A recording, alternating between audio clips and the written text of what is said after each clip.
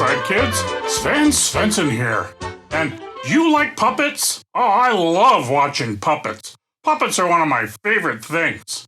And one of my favorite puppets is Kermit the Frog. Yeah, he's really cool. And he sings a song, and it goes, "Why are there so many songs about rainbows?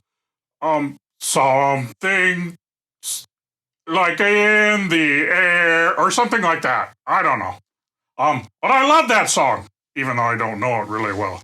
And we're going to learn about rainbows today, and that is so cool. All right, so today I'm going to tell you a story found in the first book of the Bible, the book of Genesis.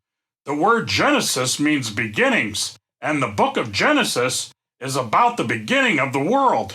Today, we're going to finish the story of Noah's Ark. In the beginning, God wanted to make people to be his friends. So God made a place for his friends to live. In 6 days, God created the world.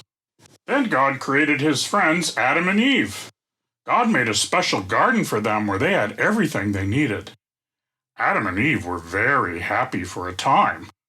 But one day, they disobeyed God and they were forced to leave the beautiful garden God had made for them.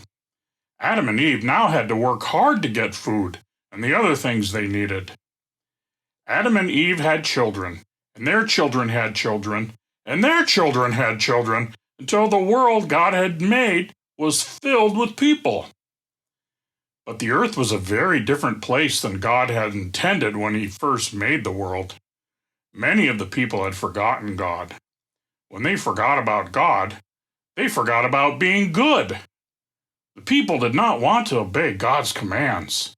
In fact, they thought about wicked things all the time. You'd not want to live in a world like that. When God saw all the things that the people of the earth were doing, it made him very sad. But there was one man who was not like the others. His name was Noah. Noah was a good man. Noah would not do all the bad things the people around him were doing. Noah loved God. One day, God spoke to Noah.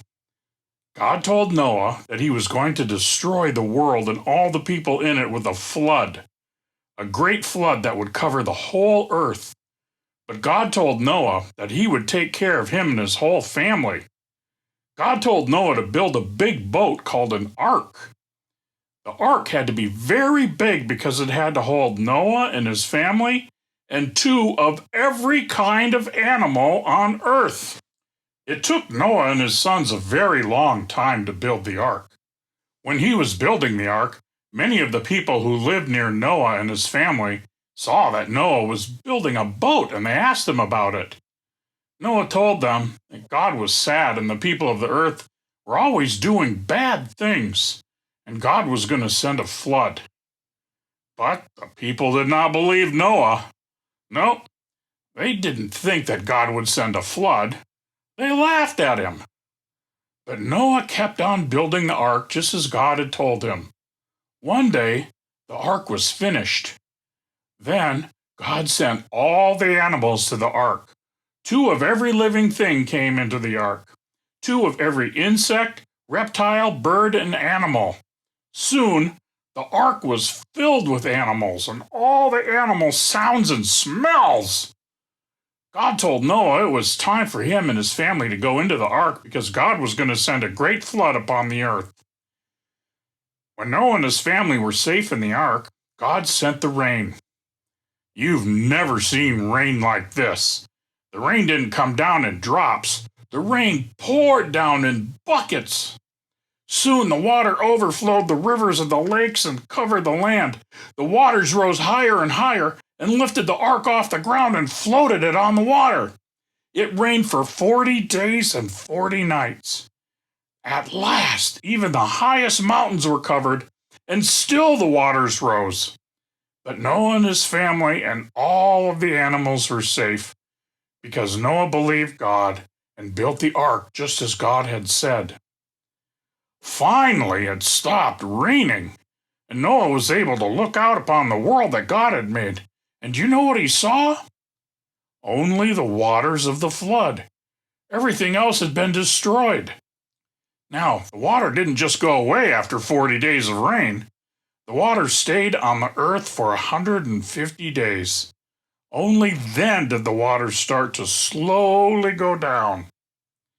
After Noah had been in the ark for 5 months, the ark struck something underneath and landed on the mountains of Ararat. There, the ark stayed for 2 more months. Then, when he looked out of the ark, Noah saw the tops of the mountains. Noah and his family and all the animals stayed in the ark for 5 more months as they waited for the waters of the flood to go down and the ground to become dry enough to walk on. Finally, after being in the ark for 1 year and 10 days, Noah and his family and all the animals were able to leave the ark. They were free. Can you imagine how that felt? All the animals ran down the mountain and went to find homes where they could start new families. The birds flew off to places they liked best. But do you know what the first thing Noah and his family did? As soon as they walked out of the ark and their feet touched solid ground, they prayed to God and thanked Him for keeping them safe. This made God very happy. God spoke to Noah.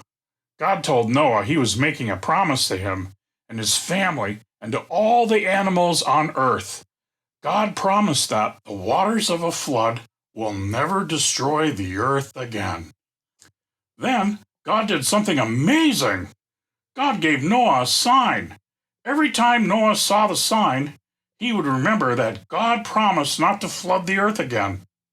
Noah would also remember how God kept him and his family safe from the flood. You've seen this sign many times because it's still around today. It's called the rainbow. Whenever you see a rainbow, you should remember God's promise, God's kindness to Noah, and the story of Noah's Ark. And that's why there's so many songs about rainbows. God sent it to Noah and his family. And then Kermit sang it. And I'm really not good at singing this song. So, I'm gonna go. Hey, thanks, Bayside Kids. See you next week.